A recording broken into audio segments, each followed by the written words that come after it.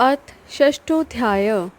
महाप्रलय काल में केवल सद्ब्रह्म की सत्ता का प्रतिपादन, उस निर्गुण निराकार ब्रह्म से ईश्वर मूर्ति सदाशिव का प्राकट्य, सदाशिव द्वारा स्वरूप भूत शक्ति अंबिका का प्रकटीकरण, उन दोनों के द्वारा उत्तम क्षेत्र काशी या आनंद वन का प्रादुर्भाव, शिव के वामंग से परम पुरुष विष्णु का आविर्भाव तथा उनके सकाश से प्राकृतिक तत्वों की क्रमशः उत्पत्ति का वर्णन।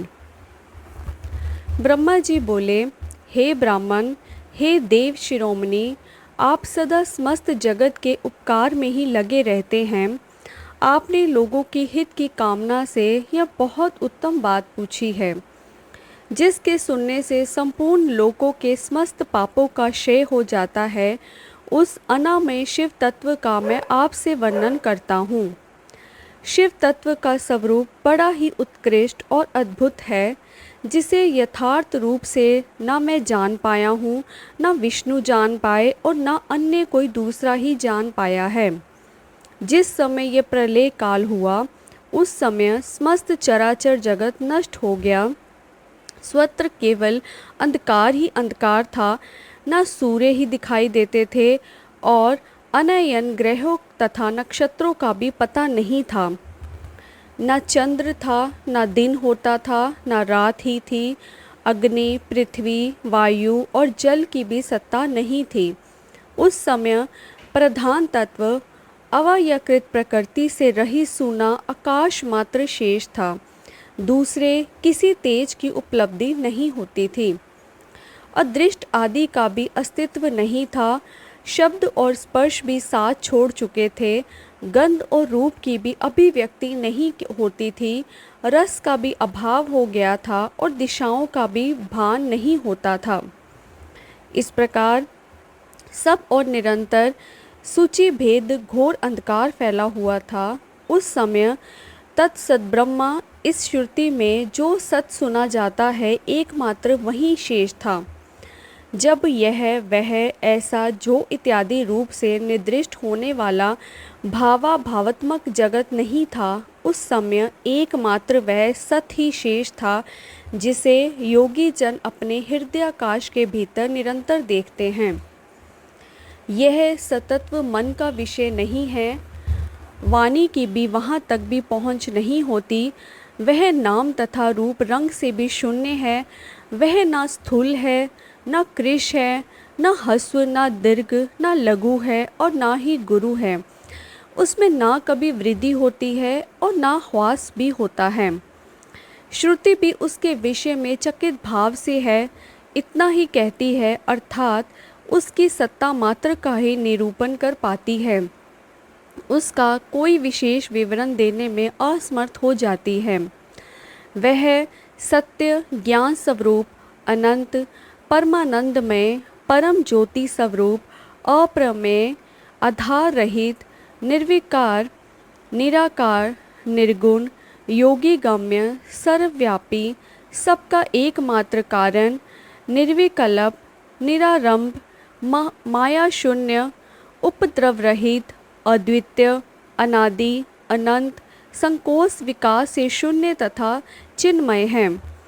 जिस पर ब्रह्म के विषय में ज्ञान और अज्ञान से पूर्ण उक्तियों द्वारा इस प्रकार उपाय ऊपर बताए अनुसार विकल्प किए जाते हैं, उसने कुछ काल के बाद सृष्टि का समय आने पर द्वितीय होने की इच्छा प्रकट की। उसके भीतर एक से अनेक होने का संकल्प उदित हुआ। तब उस निराकार परमात्मा ने अपनी लीला शक्ति से अपने लिए मूर्ति आकार की कल्पना की। वह मूर्ति संपूर्ण ऐश्वर्य गुणों से संपन्न, सर्वज्ञानमयी, शुभ स्वरूपा, सर्वव्यापिनी, सर्वरूपा, सर्वदर्शिनी, सर्वकारिणी, सबकी एकमात्र वंदनीय, सर्वध्या, सब कुछ देने वाली और संपूर्ण संस्कृतियों का केंद्र थी। उस शुद्ध रूपनी ईश्वर मूर्ति की कल्पना करके वह अद्वितीय, अनादि, अनंत, सर्व प्रकाश में, चिंतमय, सर्वव्यापी और अविनाशी पर ब्रह्म अंतरहीन हो गया। जो मूर्ति रहित पर परम ब्रह्म है, उसकी मूर्ति जिनमें आकार भगवान सदाशिव हैं। अर्वाचीन और प्राचीन विद्वान उन्हीं को ईश्वर कहते हैं। उस समय एकाएक रहकर स्वेच्छानुसार विहार करने वाले उन सदाशिव ने अपने विग्रह से स्वयं ही एक सर्वरूपभूता शक्ति की सृष्टि की, जो उनके अपने श्री अंग से कभी अलग होने वाली नहीं थी। उस परम शक्ति को प्रधान, प्रकृति, गुणवती, माया, बुद्धि तत्व की जननी तथा विकार रहित बताया गया है। वह शक्ति अंबिका कही गई है। उसी को प्रकृति, सर्वशेवरी, त्रिदेव जननी, नित्या और मूल कारण भी कहते हैं। सदाशिव द्वारा प्रकट की गई उस शक्ति की 8 भुजाएं हैं। उस शुभ लक्षणा देवी के मुख की शोभा विचित्र है। वह अकेली ही अपने मुखमंडल में सदा पूर्णिमा के 1 सहस्त्र चंद्रमाओं की कांति धारण करती है। नाना प्रकार के आभूषण उसके श्री अंगों की शोभा बढ़ाते हैं। वह देवी नाना प्रकार की गतियों से संपन्न है और अनेक प्रकार के अस्त्र शस्त्र धारण करती हैं। उसके नेत्र खिले हुए कमल के समान जान पड़ते हैं। वह अनिश्चित तेज से जगमगाती रहती है। वह सबकी योनि है और सदा उद्यमशील रहती है। एकाकिनी होने पर भी वह माया संयोग वशात अनेक हो जाती है।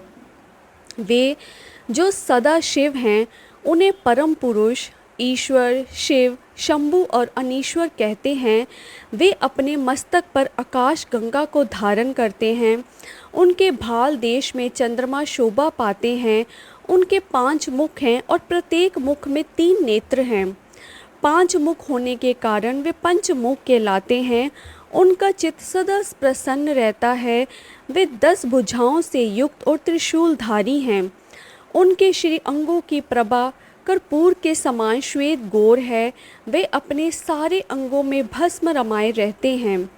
उन काल रूपी ब्रह्मा ने एक ही समय शक्ति के साथ शिवलोक नामक क्षेत्र का निर्माण किया था। उस उत्तम क्षेत्र को ही काशी कहते हैं। वह परम निर्वाण या मोक्ष का स्थान है जो सबके ऊपर विराजमान है। यह प्रिया प्रीतम रूप शक्ति और शिव जो परमानंद स्वरूप है उस मनोरम क्षेत्र में नित्य निवास करते हैं। वे काशीपुरी परमानंद रूपनी हैं। हे मुने, शिव और शिवा ने प्रलय काल में भी कभी उस क्षेत्र को अपने सानिध्य से मुक्त नहीं किया, इसलिए विद्वान पुरुष उसे अविमुक्त क्षेत्र भी कहते हैं। यह क्षेत्र आनंद का हेतु है, इसलिए पिनाकधारी शिव ने पहले उसका नाम आनंद वन रखा था। उसके बाद वह अविमुक्त के नाम से प्रसिद्ध हुआ। हे देवर्षियों, एक समय उस आनंद वन में रमन करते हुए शिवा और शिव के मन में ये इच्छा हुई कि दूसरे पुरुष की भी सृष्टि करनी चाहिए, जिस पर सृष्टि संचालन का महान भार रखकर हम दोनों केवल काशी में रहकर इच्छानुसार विचरण करें और निर्वाण धारण करें। वही पुरुष हमारे अनुग्रह से सदा सबकी सृष्टि करे, वही पालन करे और अंत में वही सबका संहार भी करे। यह चित्त एक समुद्र के समान है। इसमें चिंता की उताल तरंगे उठ उठकर इसे चंचल बनाए रहती हैं। इसमें तत्वगुणी रूप रतन, तमोगुणी रूप ग्रह और रजोगुणी रूप मूंगे भरे हुए हैं। इस विशाल चित्त समुद्र को संकुचित करके हम दोनों उस पुरुष के प्रसाद से आनंद कानन काशी में सुखपूर्वक निवास करें। यह आनंदवन वह स्थान है जहाँ हमारी मनोवृत्ति सब ओर से सिमट कर इसमें लगी हुई है तथा जिसके बाहर का जगत चिंता से आतुर प्रतीत होता है। ऐसा निश्चय करके शक्ति सहित सर्वव्यापी परमेश्वर शिव ने अपने वाम भाग के 10वें अंग पर अमृत का सिंचन किया। वहाँ उसी समय एक पुरुष प्रकट हुआ जो तीनों लोकों में सबसे अधिक सुंदर था। वह शांत था, उसमें सत्व गुण की अधिकता थी तथा वह गंभीरता का अथाह सागर था। मुने, क्षमा गुण से युक्त उस पुरुष के लिए ढूंढने पर भी कहीं कोई उपमा नहीं मिलती थी। उसकी कांति इंद्रनील मणि के समान श्याम थी। उसके अंग अंग से दिव्य शोभा छिटक रही थी और नेत्र प्रफुल्ल कमल के समान शोभा पा रहे थे। उसके श्री अंगों पर सुवर्ण दृश्य कांति वाले 2 सुंदर रेशमी पीताम्बर शोभा दे रहे थे। किसी से भी पराजित न होने वाला वह वीर पुरुष अपने प्रचंड भुज दंडों से सुशोभित हो रहा था। तदनंतर उस पुरुष ने परमेश्वर शिव को प्रणाम करके कहा, हे स्वामिन, मेरे नाम निश्चित कीजिए और काम बताइए। उस पुरुष की यह बात सुनकर महेश्वर भगवान शंकर हंसते हुए मेघ के समान गंभीर वाणी में उससे कहने लगे। शिव जी बोले, हे वत्स, व्यापक होने के कारण तुम्हारा विष्णु नाम व्याख्यात होगा। इसके अतिरिक्त और भी बहुत से नाम होंगे जो भक्तों को सुख देने वाले होंगे। तुम सुथिर होकर उत्तम तप करो, क्योंकि वही समस्त कार्यों का साधन है। ऐसा कहकर भगवान शिव ने श्वास मार्ग से श्री विष्णु को वेदों का ज्ञान प्रदान किया। तदनंतर अपनी महिमा से सभी च्युत न होने वाले श्री हरि भगवान शिव को प्रणाम करके बहुत बड़ी तपस्या करने लगे और शक्ति सहित परमेश्वर शिव भी पार्षद गणों के साथ वहां से अदृश्य हो गए। 12,000 दिव्य वर्षों तक तपस्या करने के पश्चात भी विष्णु अपने अभीष्ट फल स्वरूप सर्वस्व देने वाले भगवान शिव का दर्शन प्राप्त न कर सके। तब विष्णु को बड़ा संदेह हुआ। उन्होंने हृदय में शिव का स्मरण करते हुए सोचा कि अब मुझे क्या करना चाहिए। इसी बीच शिव की मंगलमयी आकाशवाणी हुई कि संदेह दूर करने के लिए पुनः तपस्या करनी चाहिए। शिव की उस वाणी को सुनकर विष्णु ने ब्रह्म में ध्यान को अविष्ट कर पुनः दीर्घ काल तक अत्यंत कठिन तपस्या की। तदनंतर ब्रह्म की ध्यान अवस्था में ही विष्णु को बोध हो आया और वे प्रसन्न होकर वे सोचने लगे कि अरे, ये महान तत्व है क्या। उस समय शिव की इच्छा से तपस्या के परिश्रम में निरत विष्णु के अंगों से अनेक प्रकार की जल धाराएं निकलने लगी। हे महामुने, उस जल से सारा सूना आकाश व्याप्त हो गया। वह ब्रह्म रूप जल अपने स्पर्श मात्र से सब पापों का नाश करने वाला सिद्ध हुआ।